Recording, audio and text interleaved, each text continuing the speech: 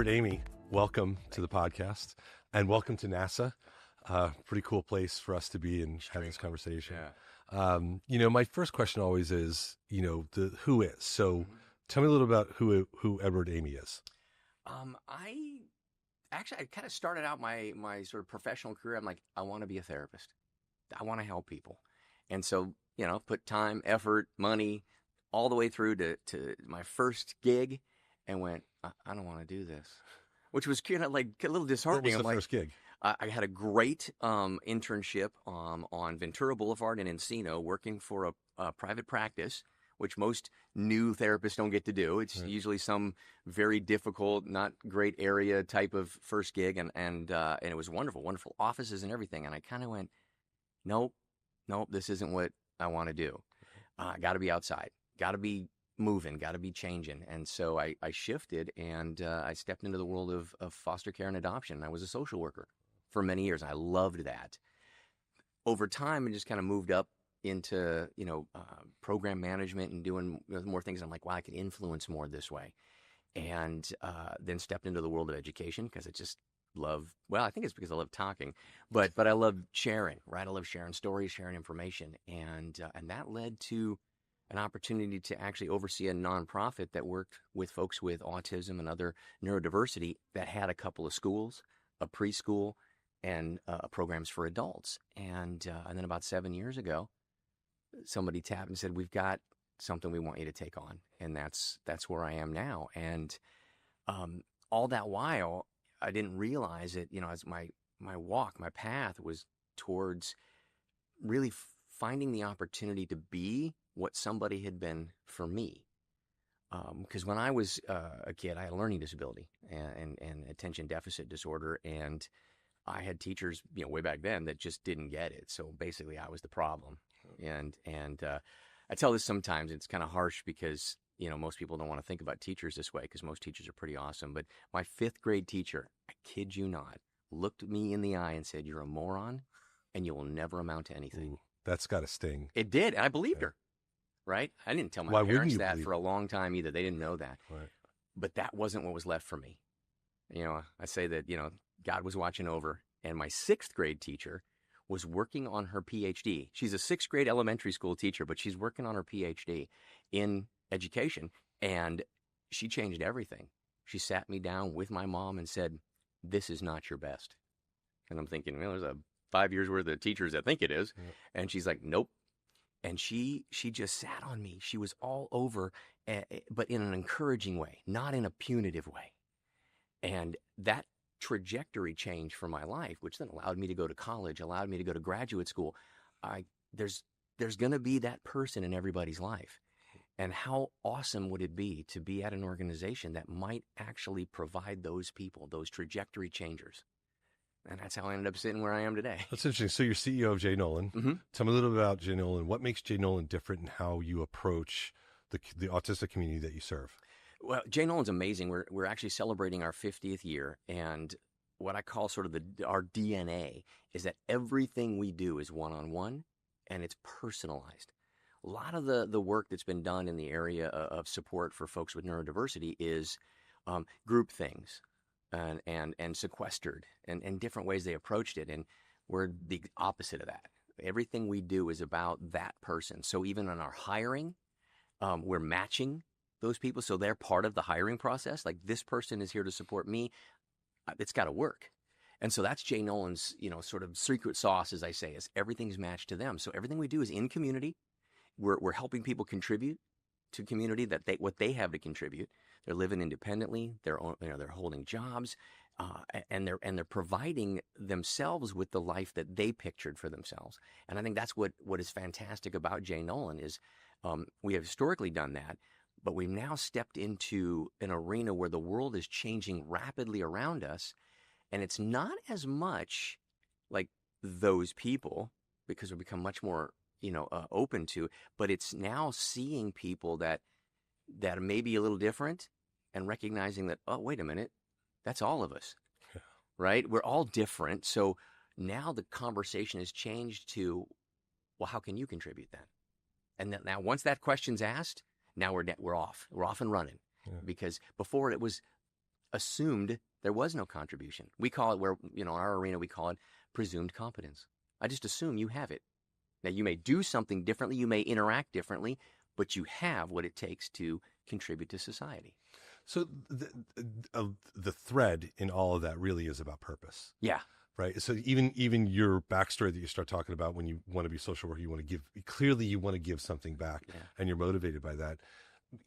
Is it different today? Do you see a lot more, especially, and I would say it this way, I see it more with, starting with the millennial generation, not to compartmentalize people, just I'm generalizing, but I think this is true, especially from a social mission, a social purpose perspective. You start to see it a little bit with the millennial. Gen Z, I think, is a little bit more, and I have a 6 and 9-year-old who were at this event. You saw them running around, and they're already talking about things that no 6 and 9-year-old would ever talk about in my generation, or we're both Gen Xers, right? And so you think about that, that connection to purpose. Is it becoming a more common conversation? Is it a more common goal, do you think, in our society? There's a lot of noise in our society. There's a lot of noise, I do sense that we are turning a corner. It might take a little while. But I do feel like people connecting with a sense of person, giving back to a community. Yours happens to be the Neurodiverse community. But do you think that's happening? That's becoming more common? Like, what's your take on that? I absolutely do. In fact, I even think like a lot of the noise and the angst and even the sort of separation we're seeing, where people are yelling at each other, that kind of thing. It comes down to there is an internal drive that we have nurtured towards purpose. Sometimes it's misguided, or if it's not given a guidance like, hey, drive that energy at this. Because when if you're driven, but you don't have any lines on the road, let's say, you don't know if you're going the right way. So when we give people an opportunity, whether it's, Jay Nolan and the opportunity to step in and give back by helping change the trajectory of lives, or whether it's, for a political campaign, or whether it's for, any of the different kinds of social, homelessness, right? Hunger. If someone finds that they've connected to that, then that drive is aimed, and then it's successful. So I absolutely believe that we have nurtured purpose. You can hear it in the way companies talk. Whether you're an NGO and you're in the social service arena, or whether you're an automotive company, you hear companies talking about that mission and purpose, because it resonates with people. I can see what I do does, right? Down the line, the ripple effect. If I put this thing together and it goes in that thing, and right, and so I do think that drives people more in this current generation, because those are the kind of conversations I'm having when I'm hiring people. They're asking me, well, all right, where can I go from here? Even as they come in the door, and I'm like, that's a candidate I want. Right. I think, and we're here now. So draw the parallel a little bit to why we're here at NASA, right? So, you are, full disclosure to our audience, a client of Phenoms. Yes. That's actually not the important piece, although it's but it's certainly a tool I use. It's a great benefit. Yeah. But you sit on our vision board, which is, a group of C-suite executives that help us create vision and execute on our purpose, which is to help 1 billion people find the right work, which I believe is a really meaningful thing. Because I think when people find meaningful work, it changes their life immensely, and it gives them a sense of direction. I would call it like having skills is like infrastructure. It's like a highway. So I've got the highway, right? But GPS is the sense of direction, right? That's gonna get you where you need to go, right? So you need both, right? Today we had a really great experience. We had an astronaut from NASA come in, Commander Michael Baker, who was 4-time shuttle, astronaut, 2 times pilot, 2 times commander. The Atlantis shuttle sits here at the Kennedy Space Center, and we got a tour from Commander Baker about that. Tell me a little bit about that experience, like connecting with his experience, and what did you learn about the purpose of why an organization like NASA exists, with respect to executing on that purpose and having a sense of direction? Because what you're talking about, a lot of what you talk about, is how are we driving humanity to a better place, helping people connect to really meaningful things so they have a sense of purpose and value in this world, right? What did you get from hearing from an astronaut and seeing Atlantis. Like, let me start there. We got to see Atlantis, Yeah. which is on display here, and the very dramatic how they do it. Like, well done, yeah. Yeah. Tell me, what was your feeling when you then when you saw that, and then the connection to Michael Baker, who was the commander of Atlantis, talking about his experience and his purpose. Yeah. Okay, so again, back full disclosure. My nerd was on overload. I was like cloud nine. It was awesome. I've gotten to see Endeavor, which is in Los Angeles, very close to where I live, and they're working on a much more dramatic display of it too. When I've seen it, it's just kind of in a position. They're building. And Michael Baker's talking about they're building the building around it. Yeah. But to be standing, in front of this vehicle, right? And that was an important word, right? Before they didn't have vehicles. This thing was going to go up and come back and bring people up and bring people safely back. And to hear from a person like, I sat in that window right there, that was mine. It just made it so real. In fact, I do talk a lot with my team, and there are times when I share about the Apollo 13 story because, in fact, my mouse pad is from here, and it says, failure is not an option. Right. And while I don't send things into space, what I do, and you've heard me say it before, is we have the opportunity to help someone change the trajectory of their life. You have no idea what ripple effect that may have. So it's an important opportunity. And so we don't want to fail at that. We don't want to let somebody down because we don't know what they're going to go do next. It's a pay it forward kind of existence. And being here where there's people just committed to a singular, we are doing that before that ever existed is it's amazing, and it's inspirational. And so when we think about what is possible, right? They could vision something possible that never been done before. I started thinking about these are the lives of people, and go back and talk with my staff again about, I want you to stop looking. Even we who are in this arena will sometimes look at somebody and in our minds create a limit. Don't do it. Like, our commitment is, someone says, this is the life I want. If someone we support says, I want to be president, I'm like, all right, let's break it down. And we will take those steps. It's not for me to decide whether you can or can't. I mean, that's up to them. You talk about that. That's a really interesting point, because you mentioned that earlier. Like, you had a teacher that basically told you this is your limit in life. Yep. And as a young person, we tend to believe that because they're an authority. Yep. And then when you come to a place like this, and I talked about it in my address to you as we opened up this event, like the idea that curiosity is probably the most powerful tool, as long as you stay curious. But in that moment, I can imagine for you, when you were young and somebody said, no, you're never going to be anything more than this, your curiosity just gets killed until that next teacher comes along and says, no, let's explore and see what's possible.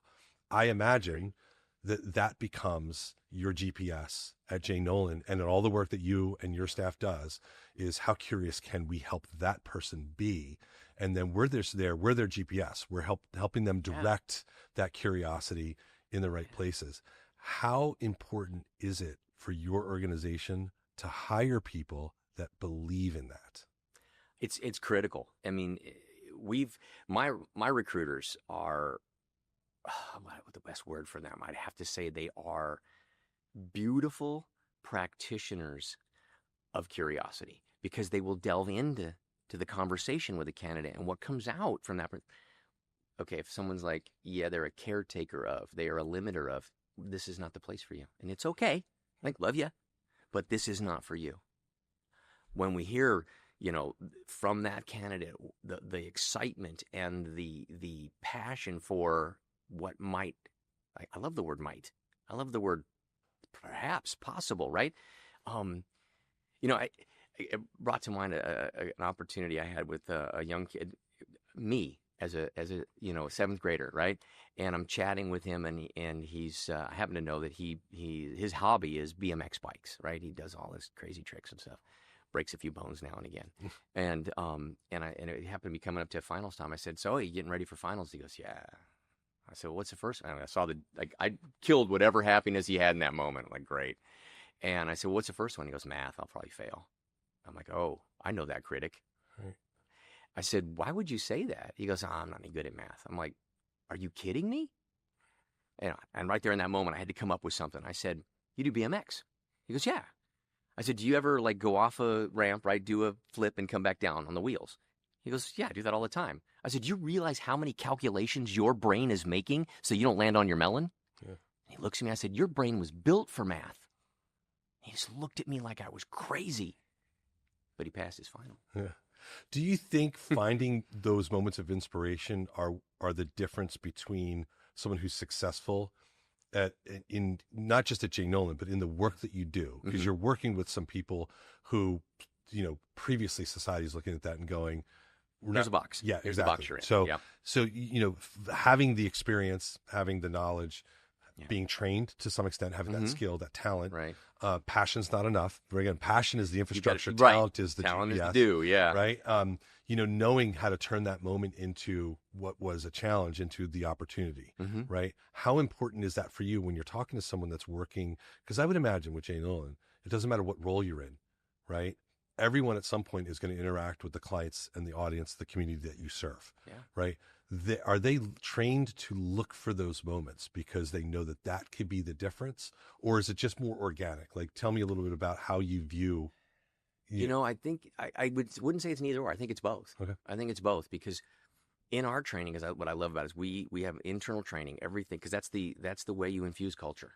And we have a culture of curiosity, we have a culture of excitement, and we have a culture of the question, what's next? What's possible? And we train around that, but they've got to have that spark of it, right? And and the entire company gets that training and has to have that certain trainings renewed, including me. I sit in training with our frontline people, and I learn something new from them every day. But my HR director goes through that same training.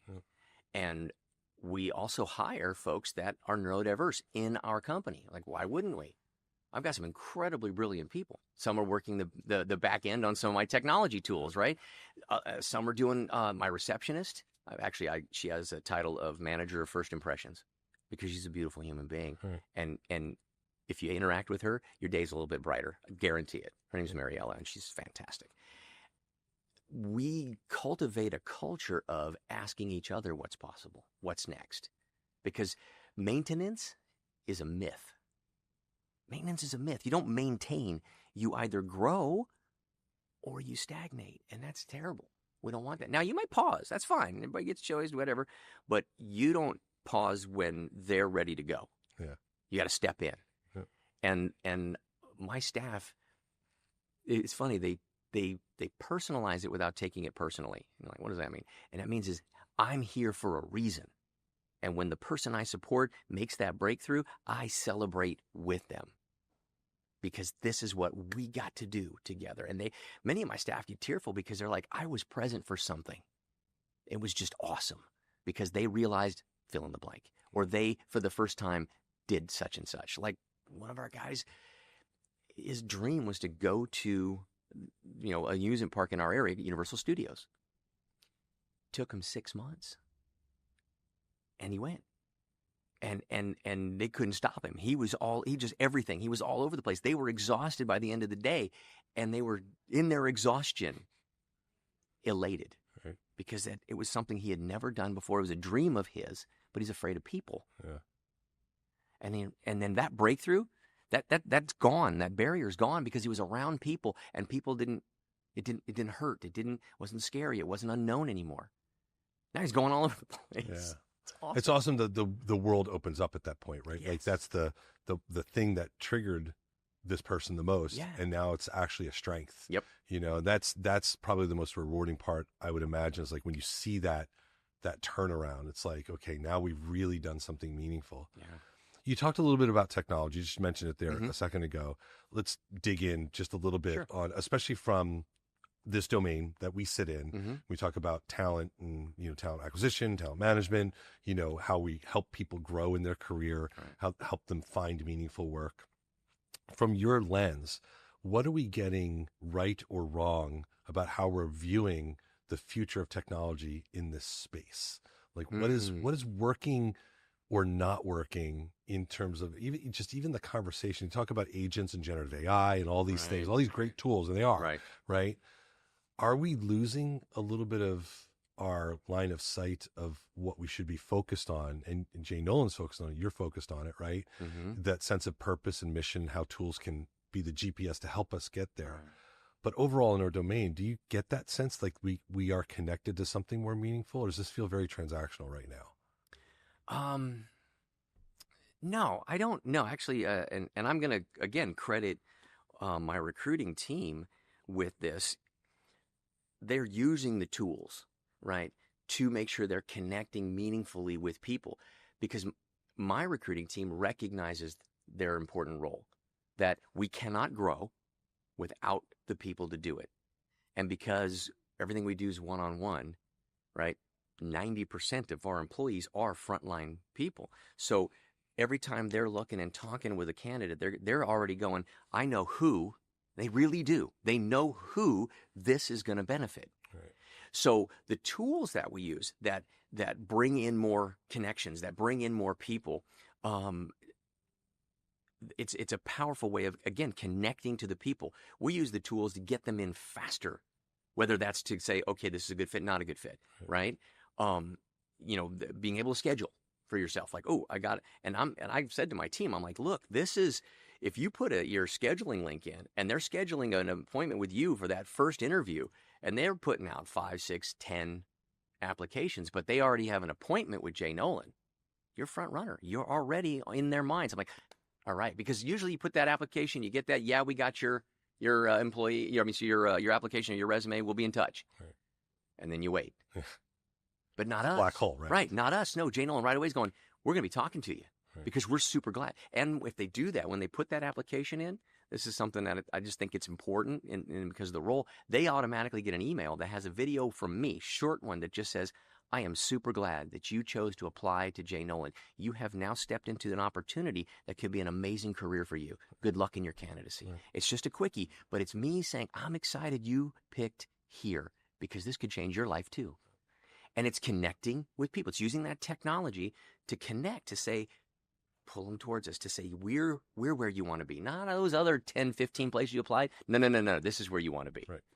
And it's, when you see that, again, that's the opportunity. I would assume that when you find that candidate and you look at what the potential for them to impact your community is, that's the level of excitement. It's like the technology helped find this person, make that connection, engage with them, bring them on board. You obviously demonstrate the core values of your company and the mission and purpose of your community that you serve. Right. That's got to be really rewarding to say, the technology helped drive that relationship, but the human beings are the ones that are ultimately making the connection. Yes. So the tech is just, it should be ubiquitous in the background, just working. Right? But it's not the technology part isn't just something transactional, right? It's an enabler. It's a connector, right? And then it opens up the idea of, well, what else can we do? What else can we do to benefit people with these tools, right? And now I have my staff going, hey, because I have that proverbial open door policy. I really, really do, digitally or physically. And there are times when people like, I'm going to test if this is real. And they can walk into my office. And they say, I had an idea. I'm like, sit down, tell me about it, right? And I have some fundraising that gets done. My team does this for my what I call risk fund. And someone may come and they say, you know what, I got an idea. I said, build me a proposal. And if they can put that together, I'm like, all right, I'll put money behind that. And if we can make that go, then I can have proof of concept and I can go to the funders and go, look what we've done. You got to fund this. So the technology tools that we provide and that we use can even be used with the people we support, whether it's ways that keep their home safe, ways that allow them to have more independence, less people in their face. I'm going to use that. We're still going to have people, right? Because we're human beings. We're wired to be in relationship. Nothing's going to ever separate that, right? Nothing's ever kill that. The idea that, yes, in our MySpace, you're like, oh my God, AI is going to take my job away. No, it's not. If anything, AI is going to be able to give you more resources to support that person, whether it's ideas, or whether it's, finding the right kind of things, or even searching for jobs, because we support people to get jobs. So I constantly view tech as just a way for people to connect to people and accomplish something. Yep. So let me leave you with one last question here, and I think it's a really important one because my wife is neurodiverse. My son, before he passed away, was part of the neurodiverse community. What would you like people to know about what's changing and how we recognize and support that community differently? Like, what's important for us to know? I think the most important thing for people to know is this is part of being human, right? I mean, everybody is so different. We all have different needs, and we bring something different to the table. Now, if we have a physical disability, something you can see, we're like, hey, let's bring some technology to help support that person. I just recently met a guy that's, he's the gold medal winner for the Paralympics. He's a double amputee, and he can outrun me like in a heartbeat. I mean, I'm like, bye, right? We can see that and we go, hey, use technology there. So in the same thing in the neurodiverse world, it's find ways to connect to that person so that you can see it and connect with their possibilities, their contribution. I always say this, as you hear it a lot, I don't believe a community is whole and healthy until everyone has the opportunity to contribute. Now, people may opt out for a variety of reasons, but if you don't have the opportunity, then we all lose out, right? I can't be Cliff. I can't give your input. I couldn't give your son's or your wife's. I can only give mine. But if your son or your wife or you are said, no, you may not contribute, then we've all lost out on whatever it is that Cliff was going to bring. And that's terrible. So recognize that opportunity, and it is an opportunity. It is, right. And and I think it's important to know that there are resources like Jay Nolan who can help the community that is not neurodiverse connect with the neurodiverse community. Yeah. So thank you so much for sharing your story. My pleasure. Thank you for what you do with Jay Nolan, and it's a pleasure having you. It's a pleasure being here. Thanks so much.